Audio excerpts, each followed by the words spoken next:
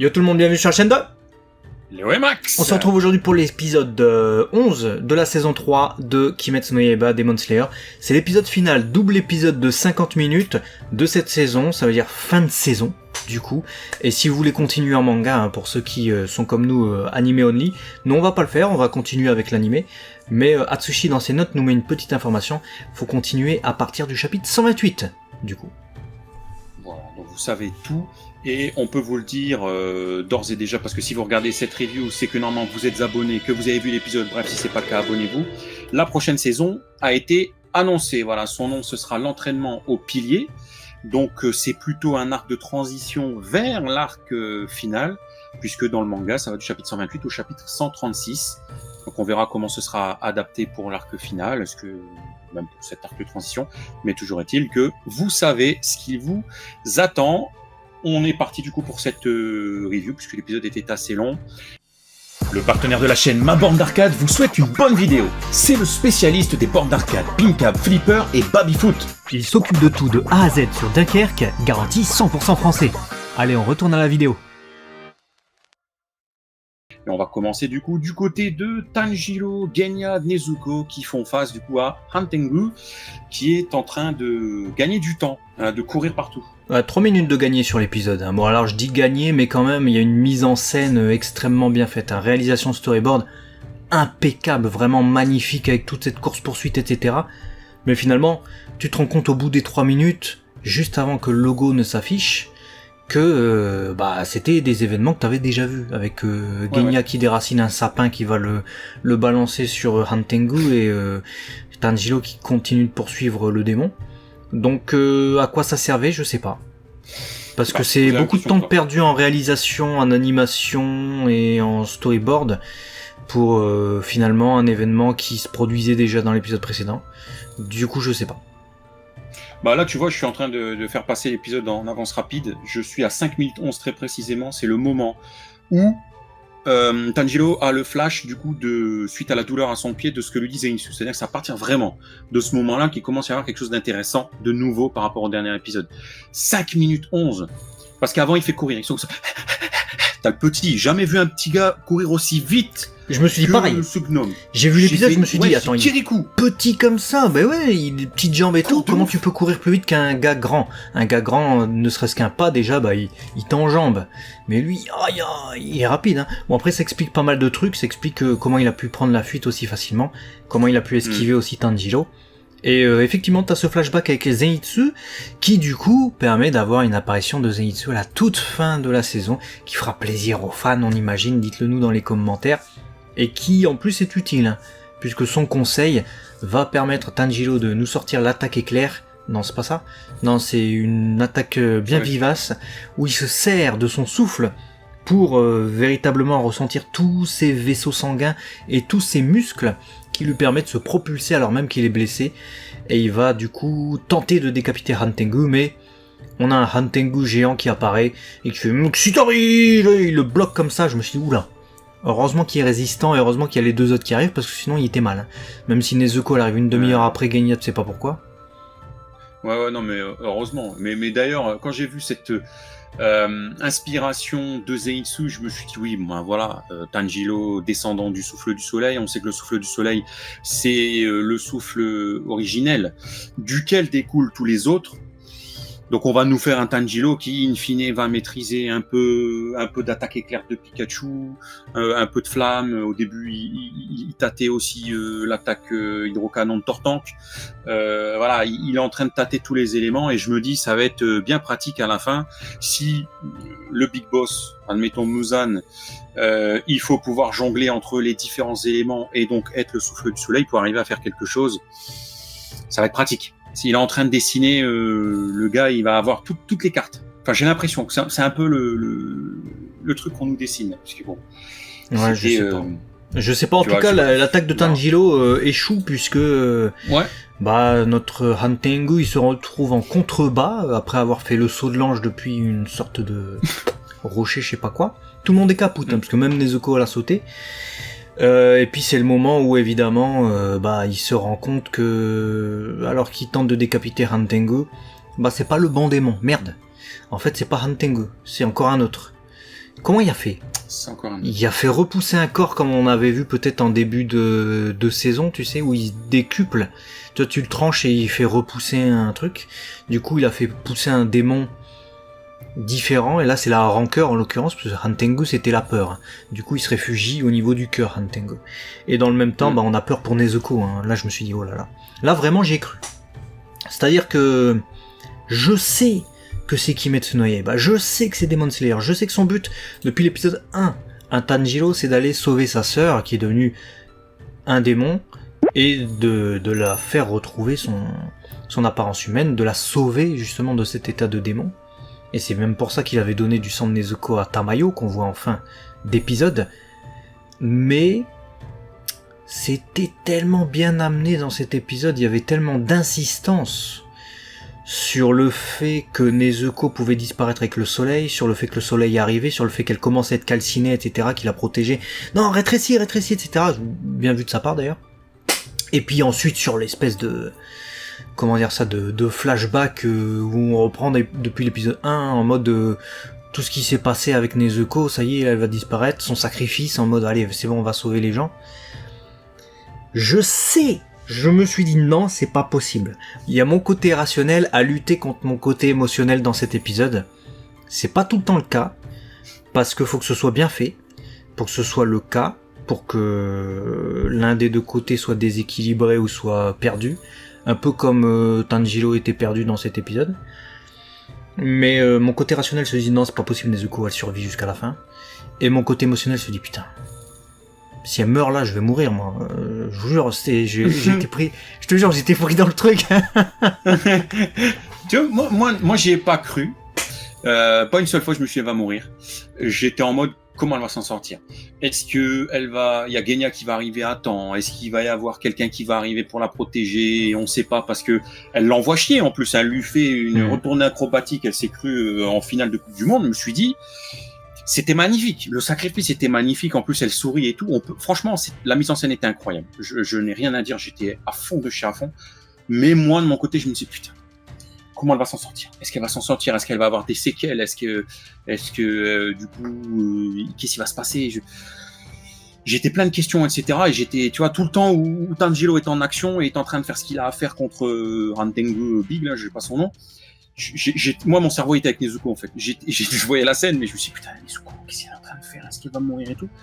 Mais j'y croyais pas. Mais alors, au moment où, voilà, il lui a coupé la tête, etc., vous avez tous vu le truc. Il le coupe en deux, après, il découpe sa tête. Bref, c'était charcuterie au village. Et là, je me suis dit, bon, Nezuko maintenant. Et là, je vois quelqu'un qui arrive, je me suis dit, bon, c'est Nezuko qui arrive, mais est-ce que c'est un ange ? Est-ce que elle est morte ou pas ? Non, je fais, non, elle est pas morte. Moi, j'y croyais absolument pas.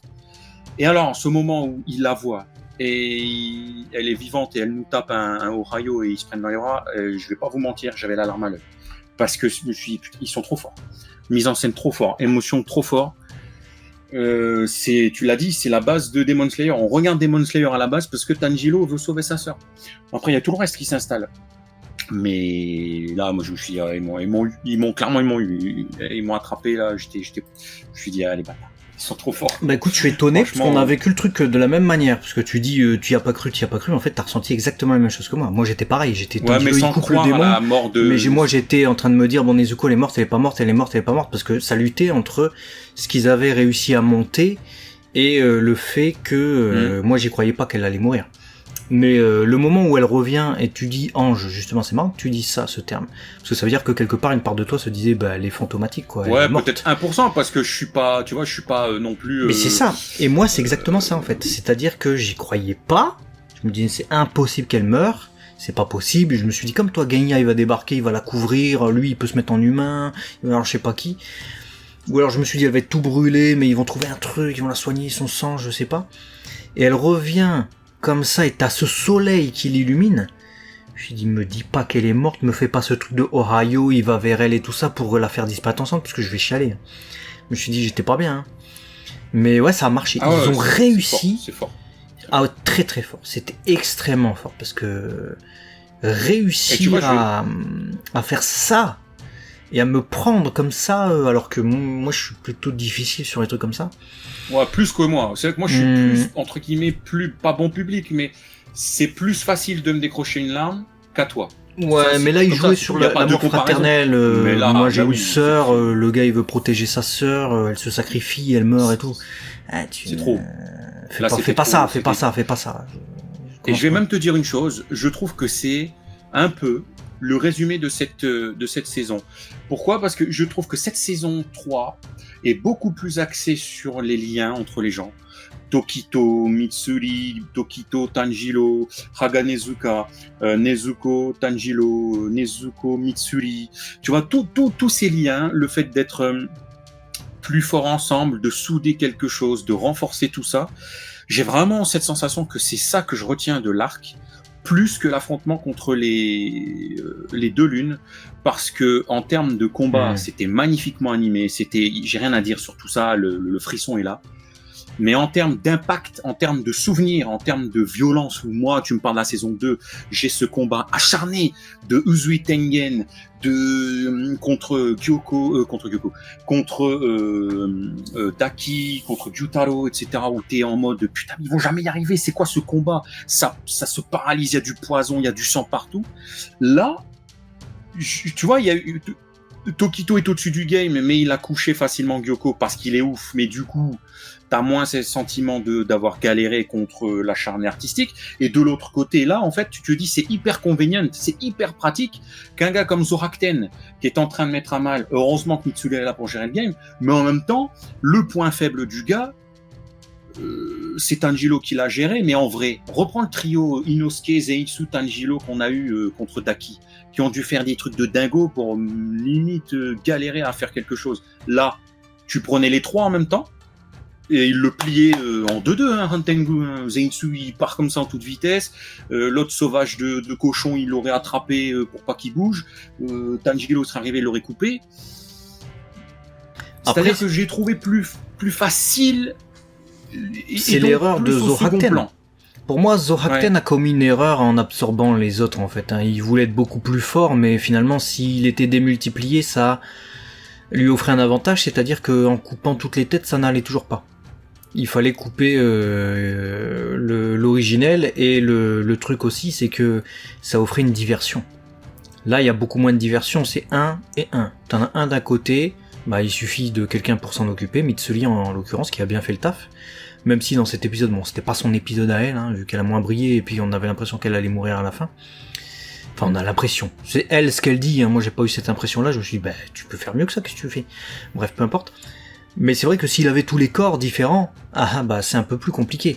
Donc c'est Zorakten qui s'est tué tout seul, en fait. Mais il servi à rien, du coup. En fait, c'est ça qui m'a déçu, c'est que le passage avec Tanjiro, etc., machin, il y avait le côté Nezuko qui venait nous chercher en termes d'émotion. Donc, on attendait que ça, qu'il lui coupe vite la tête et tout. On se dit, ça y est, ça va enfin arriver. Et d'un autre côté, c'était logique. Quand j'ai vu Zorakten partir en fumée, je me suis dit, ils ont tué l'original, donc forcément, lui, il tombe aussi. Mais pendant l'espace d'un instant, je me suis dit, mais il reste 20 minutes d'épisode, parce que j'avais regardé. Bon, maintenant, on va passer au combat Mitsuri contre Zorakten. Ils vont tous se rejoindre là-bas. Et une fois que lui, on l'a fait sauter, ça y est, on a fait sauter tout le monde. Je te jure, je sais pas, j'ai eu mon cerveau pendant l'espace d'un instant. C'était tellement trop facile sur papier que je me suis dit, bon, maintenant, faut coucher Zorakten. C'est le plus ouf, c'est le plus incroyable en termes de force avec ses tambours. Et puis, j'ai vu la scène où il se barre en fumée. Je fais, mais oui, je suis con, putain. Ah ouais, ils ont tué l'original. Donc... Je me suis dit, mais ça pue la merde, du coup. Enfin, ça pue la merde. Ah ouais. C'est facile. Enfin, je me suis dit, c'est facile, en fait. Le gars, c'est un ouf. Limite en solo, il est imbattable. Pourquoi il s'est pas caché dans le cœur de Zorakten, vu qu'il se cache dans le cœur de la rancœur, tu vois ? Il serait dans le cœur de Zorakten, t'es obligé de battre Zorakten pour atteindre son cœur. Ouais, là, mais c'est plus simple. Tu mets tout le monde contre Zorakten et puis tu peux l'atteindre à un moment donné, tu vois. Alors que là, tu divises un peu les... mais du coup, tu tapes le plus facile, le plus bidon. Enfin, le gars, il court comme une souris, mais voilà. Ouais, mais c'était pas mal vu finalement, parce que ça offre de l'originalité. C'est pas genre le gros boss final qu'il faut battre absolument. Oui.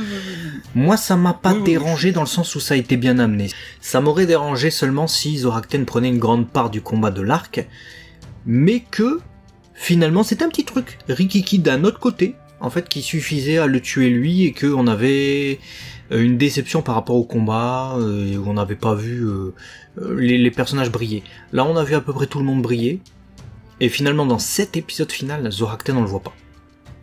On le voit que le passage de sa mort. Mais sur ça, je suis totalement d'accord. Hein. Sur la qualité d'écriture, sur le fait que ça soit bien amené, le fait que ça marche, ça, j'ai rien à dire. Hein. Il y a deux chemins, il y avait ce chemin-là à prendre, il est parfaitement écrit, et j'ai kiffé. J'ai dit au tout début de cet épisode. Mais je me suis dit, j'ai repensé, j'ai comparé avec ma saison 2, je me suis dit, oui, du coup, les lunes ont moins brillé pour moi. C'est plutôt le relationnel du côté des héros qui a pour moi brillé dans l'ensemble de toute cette saison. Et c'est ce que je vais beaucoup plus retenir. Tu vois, Tokito au-dessus du game, Mitsuri qui gère, et encore Mitsuri, j'aurais voulu l'avoir un peu plus en avant encore. Tanjiro qui a encore évolué. Voilà, tout ça, c'était ouf. Et je vais pas forcément retenir exceptionnellement le combat du côté des lunes, en fait. Parce que je pense que Zorakten aurait pu nous apporter beaucoup plus de choses en animation, en plein de choses. On l'a vu vite fait faire ses hydres, voilà, en CGI, taper du tambour, il s'est cru, comme je l'avais dit, en cours de musique. Mais on l'a pas vu faire des masses, en vrai. Comparativement à du Jutaro, du Daki, voilà, c'est tout. Mais après, c'est un chemin, et peut-être que ça aurait été pas mieux de l'avoir traité comme ça. Mais voilà, c'est mon sentiment très personnel. Moi, ce qui m'inquiète, sans m'inquiéter, quoique, c'est qu'après on passe à Muzan, hein, directement. Amusant. On va pas parler du katana Tanjiro, il découpe juste la tête de Han Tengu, mais il a pas la garde encore, hein, il a pas encore vissé la garde. L'autre Haganezuka, il a même pas fini le katana d'ailleurs. Mais toujours est-il qu'on passe à Muzan, et voilà, je vais parler directement de ce qui m'inquiète. C'est qu'avant d'avoir tout flashback intéressant et tout ce développement qui va le mettre en lien avec la finalité de cet arc, Nezuko du coup qui... Oh putain, il y a une idée qui vient de me traverser l'esprit, je vous en parle dans quelques instants. Nezuko du coup qui survit au soleil alors que c'est un démon. Il dit ouais, j'ai plus besoin des lunes. Il fait ouais, les lunes finalement j'ai plus besoin, elles puent la merde, elles sont mortes et tout. Je vais plus me fatiguer à créer des démons, ils me servent à rien alors que je veux être tout seul. Là il m'a fait rigoler. Il veut être tout seul, mais il crée des démons de partout, tu sais. Il fait maintenant je m'en fous, je vais juste manger la meuf quoi, Nezuko là. Donc je me suis dit d'accord. Mais du coup, bon, y en a certains qui vont être déçus des lunes de cette saison, parce que même si elles sont plus puissantes que les précédentes, bah ils ont tous géré en fait nos héros et les piliers, donc c'est ouf. Du coup il y a peut-être un effet, bon elles ont déçu peut-être dans leur opposition, mais alors si tu dis que toutes les lunes elles puent la merde dès maintenant mec, t'es un peu en train de nous déshyper pour les lunes restantes en fait. C'est ça ma little inquiétude. Je sais pas si c'est très français ça. Mais toujours est-il qu'il nous reste Doma quand même. Il reste l'autre là qui a 800 yeux là. Kokushibo. Il reste Akaza. Bon, c'est pas et de il reste minute, la meuf qui fait du shamisen là. Je suis sûr elle va faire un dos. Je sais pas pourquoi, je sens qu'elle va pas rester. Je pense qu'elle va des coups de shamisen et tout. Ouais, j'ai l'impression que la façon dont on nous l'a introduit, je sais pas, est-ce qu'elle va pas prendre la place d'une lune, est-ce qu'elle va pas être promue, je sais pas, je trouve ça trop bizarre qu'elle fasse que ça, elle avait l'air assez inquiétante, mais bon, je suis d'accord avec toi, il y a ces trois-là qui restent en jeu. Je comprends ton inquiétude, mais je pense que Muzan est peut-être à ce moment-là de l'histoire un petit peu trop présomptueux, et je pense qu'il va se heurter à plus de difficultés qu'il n'y paraît. Il va peut-être avoir besoin, mine de rien, de ses lunes, je pense. Je vois ça comme ça, parce que effectivement, sinon, bah, il les bute maintenant, il va bouffer Nezuko, puis ça y est. Ou alors, proche de la mort, quand les lunes elles vont être là, il va s'en servir pour les bouffer et devenir encore plus puissant, et ça va lui servir de power-up, je sais pas. Mais... Ouais, ça j'aimerais pas. Ça serait un peu le bis repetita avec ce qu'on a eu avec Zorakten. Par contre, un truc qui est tout à fait possible, c'est que Nezuko perde un bras, il tape un croc dedans et que ça agisse quand même et qu'il a son sang et du coup il devient résistant au soleil et que le combat qui commençait de nuit se poursuive dans la journée et qu'il faut battre Muzan d'une autre façon peut-être. Oh, je suis d'accord avec toi. Moi, je pense que c'est ce qui va se passer. Sûr. Mais du coup, ouais, on a toute son histoire là à Muzan. J'ai été étonné qu'en fait ce gars-là initialement c'était un gars malade et son médecin c'était genre un seigneur ou quoi, ça l'a transformé en démon. Ouais. Alors ça j'ai pas trop compris hein. T'as pas trop compris Bah voilà, c'est intéressant. Dites-nous dans les commentaires comment vous l'avez compris. Ceux qui ont lu le manga, si vous avez des éléments de la suite, ne spoilez pas s'il vous plaît. parce que c'est vrai que l'anime est assez flou sur ça. Muzan, une sorte de seigneur ou que sais-je, et t'as un médecin qu'il qualifie d'escroc. Finalement, il se révèle que ce médecin l'aidait à se soigner d'après lui, en tout cas après avoir assassiné son médecin, puisque finalement son médecin l'a aidé à se transformer en démon. Alors comment? Je me suis dit, bah écoute, quand la poudre elle s'est renversée et qu'il y a son sang qui a contaminé le truc, je me suis dit, Muzan, pour savoir ça et pour dire ouais, ces remèdes, je me suis rendu compte quand il est mort que c'était bon en fait. Je me suis dit, bah forcément, il a pris le truc dans son sang dégueulasse, quoi. Donc je me suis dit, mais le gars, c'était un démon, du coup, le médecin? Mais ça n'a pas de sens. Ça n'a pas de sens. J'ai repassé le passage, j'ai pas trouvé ça clair, en fait. Bah oui, ça n'a pas de sens que le... Ouais, en fait, son remède, je pensais il marchait pas, mais... Ouais, maintenant ça marche, en fait, ouais. Parce que, tu vois... Je suis devenu un démon. Il mange le remède, admettons, c'est de la poudre qui s'est renversée dans le sang. Il y a le sang dessus, du coup, il mange le sang, du coup, il devient un démon. D'accord? Mais pourquoi le médecin, ce serait un démon, en fait? Enfin, pourquoi il l'aurait pas bouffé tout? Pourquoi il a pas tapé un croc dans Muzan? Enfin, tout ça n'a pas de sens. C'est pour ça que je me suis posé la question si son remède, en fait, c'était pas l'essence même de comment on transforme quelqu'un en démon est apparu. Ouais, vraiment, voilà, c'est le premier. Je dis n'importe quoi. C'est comme, c'est un peu comme, tu vois, The Last of Us, jeu vidéo, adaptation série, etc. C'est un cordyceps, donc un champignon qui finalement transforme les gens. À un moment donné, je me suis dit, c'est quoi son remède? En fait, il a joué avec les plantes, il a joué avec des trucs et il a créé une mutation au sein du corps de Muzan, qui est de coup devenu un démon, et c'est ça la naissance des démons. Mais si c'est ça, sois plus clair, parce que c'est la genèse de la création des démons, putain. C'est exactement ça, et ça c'est le premier truc auquel on pense, c'est que finalement c'est le remède qui le transforme en démon. Ensuite je me dis, ben non, ça peut pas être un bête remède, le mec c'est pas en écrasant de la poudre qui va transformer quelqu'un en démon, qui a des crocs, qui mange du sang, etc. Mais en fait, si tu y réfléchis, tu te dis que l'envie meurtrière de Muzan, en fait, elle est peut-être née de là, en fait. Comme il le transformait petit à petit feu, en fait, bah l'envie de meurtre de Muzan, elle est peut-être pas sortie de nulle part, en fait. C'était peut-être un mec normal et il aurait peut-être pas assassiné son médecin s'il avait pas été justement accoutumé à manger ce truc. Plein changement. Ah, je pense que c'est ça. Dites-nous vous comment vous l'avez perçu, hein, Anime Only, et si vous êtes manga et que vous avez une réponse qui ne spoile rien mais qui vient compléter le propos, n'hésitez pas. Voilà. Maintenant, si ça spoil de ouf, ne dites rien ou alors spoiler et vous descendez de plusieurs lignes. Mais bon, au moins on a vu un passage de ce côté-là, donc c'était plutôt pas mal. Je m'attendais pas à avoir du Muzan, en tout cas de ce point de vue-là, je m'attendais à avoir un Muzan vénère en mode putain, fais chier, je vais envoyer ma deuxième lune et tout. Ouais, non, ça change. Je m'attendais pas à ça. On n'a pas le gimmick des saisons précédentes, c'est bien. On a vraiment le passé de Muzan. J'ai bien aimé aussi le fait que maintenant on en sache beaucoup plus. Il change de cible, et maintenant il se dirige vers Nezuko. J'ai pensé à un truc, je vais parler de Nezuko maintenant avant que j'oublie. Elle survit au soleil. Mais est-ce que c'est pas parce que c'est des descendants du souffle du soleil? Peut-être. Parce que je vois que ça. Le gars il cherche des amaryllis bleus, il dit j'en trouve pas, pendant 1000 ans j'ai cherché, j'ai sillonné tout le Japon. Elles doivent être super rares quand même ces fleurs, hein, parce qu'il suffirait de demander normalement à un gars qui s'y connaît en botanique ou un apothicaire de l'époque qui travaillait les plantes et tout ça. Normalement, bon, il connaît un peu. Lui, non, pendant 1000 ans, il a rien trouvé. Il a dû s'aider de divers démons et a contaminé des gens pour les transformer.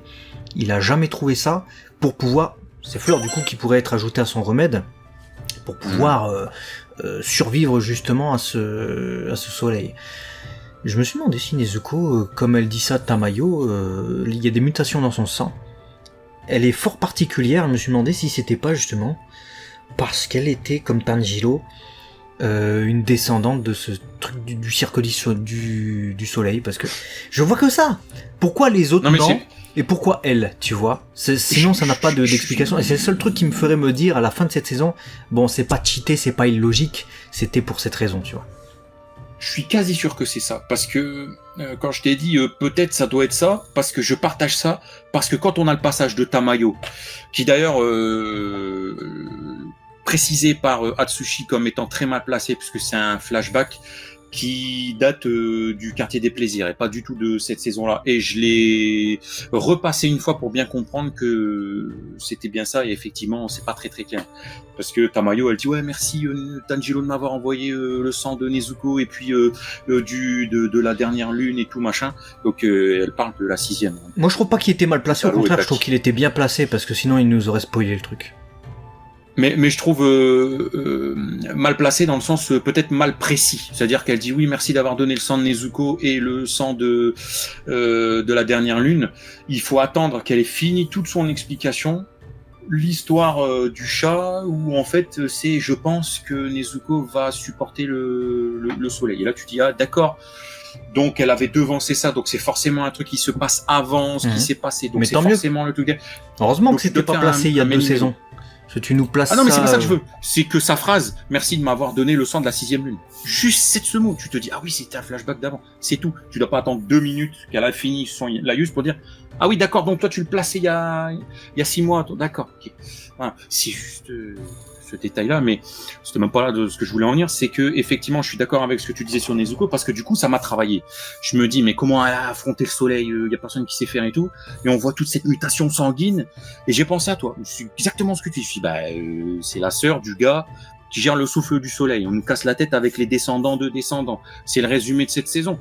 Tokito il en est un descendant, on a vu sa marque aussi s'éveiller, il devient fou. Bon, Nezuko a peut-être pas de marque, hein, c'est pas ce qu'on a vu, même si elle a quand même des plantes qui apparaissent partout sur son corps quand elle se vénère. Mais qu'est-ce que ça peut être d'autre que ça? Au début, j'ai pensé que c'était comme Genya, parce que Genya, finalement, on sait rien. Le gars, il a forme humaine normale, etc. Là, quand le soleil est levé, il est là, mais sous sa forme humaine. C'est quoi ce gars, en fait? Qu'est-ce qu'il est lui aussi, il est descendant du Cirque du Soleil. Possiblement, potentiellement, il est le frère d'un autre pilier. Si tous les piliers, ils ont des marques qui apparaissent, etc. Lui aussi, ça se trouve, il a une mutation. Mais pas un mot sur Genya. Même pas Tanjiro en mode ah ouais, elle a fait comme Genya. Au début, j'ai pensé que c'était ça, hein. Mais après, je me suis dit mais non, c'est pas ça. Le gars, il vient pas exposer en plein soleil avec sa forme de démon, il redevient humain en fait. Ouais. Donc, je pense qu'on aura les réponses sur dès que Sanemi sera en avant. À mon avis, on saura un peu plus sur son frère et du coup, par déclinaison, on en saura plus sur Genya, je pense. Ça va peut-être se faire comme ça, savoir s'ils sont issus du Cirque du Soleil, le Cirque Pinder. Ouais, on va... Bon, en tout cas, cet arc se termine dans une charrette. On va conclure, avec la charrette de qualité quand même. Ils les mettent bien, les piliers. Ah, ils l'ont mis mais bien. Par contre, ils mettent pas forcément bien les spectateurs, parce que même si cet épisode était génial, j'ai adoré de A à Z, il y a rien que j'ai pas aimé, en fait. Il y a même rien qui m'a sorti du truc. Il y a quand même une note d'Atsushi qui est importante d'être précisée, c'est qu'apparemment le village va être déplacé. Donc en fait, tout cet adieu de fin d'épisode avec Tanjiro, où ils lui permettent de voir le village, mais après ils lui disent on va te remettre le bandeau quand même, etc. Mais en fait, ça servait potentiellement à rien, vu que dans le manga, visiblement, au moment où Tanjiro quitte le village avec les yeux bandés, il lui explique qu'il va être déplacé le village, parce que sinon, t'as des démons qui peuvent surgir vu que le village a été localisé. Il suffirait que Gyoko et que l'autre... ils ont envoyé un message avec un pigeon voyageur en mode le village il se trouve ici. Il y a d'autres démons qui vont débouler. Donc il va être déplacé. Ça on nous le dit pas à la fin de la saison, ce qui est un peu dommage, mais peut-être pour le début de la prochaine. Ouais, non, on nous dit pas ça, donc c'était un petit peu flou. Et d'ailleurs, tu parles de pigeon voyageur, j'ai juste une question à te poser. Comment Muzan a été au courant, parce qu'il dit merci Rantengu, je sais que Nezuko reste au soleil. C'est juste ma question. J'ai supposé. Alors, il est mort. J'ai eu la même pensée qui m'a traversé l'esprit. C'est vrai qu'il sait tout. Alors qu'il est dans le corps d'un gamin, là il se transforme, il tue tout le monde. Je me dis merde, il tue les 2 meufs, elles ont rien fait. Dans la bibliothèque, il s'attache des livres, ce qui est pas bien. Et au début, j'ai supposé que comme il partageait son sang avec ses démons, il peut voir à travers eux. J'ai supposé ça. Mais potentiellement, comme on a une vue après aérienne, peut-être qu'il peut voir aussi à travers des animaux. Un peu comme dans Game of Thrones. Et peut-être qu'au moment où on voit un corbeau, quand Tanjiro y part, j'ai supposé que ça devait être un des corbeaux de ceux qui étaient là, les piliers, tout ça. mais imaginons que ce soit le corbeau de Muzan, tu vois. J'espère, parce qu'il dit merci Rantengu, donc je me suis dit ouais merci ok Rantengu, mais pour aboutir au moment où Nezuko résiste au soleil, c'est après ta mort. Donc what the fuck. Est-ce qu'il y en aurait eu encore un autre en fait qui se serait échappé en fait on croit qu'il est mort mais il s'est décuplé en petit minus qui s'est barré, on l'a pas vu et je sais pas. Ouais, c'est très mystérieux tout ça effectivement. On va savoir. En tout cas, voilà ce qu'on pouvait vous dire sur cet épisode. Plus longue review que d'habitude, mais en même temps double épisode, donc il y avait des choses à dire. Et c'est fini. C'est fini.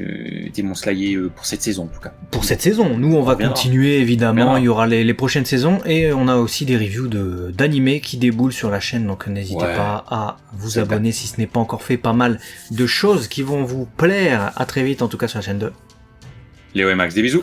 À très vite. Ciao.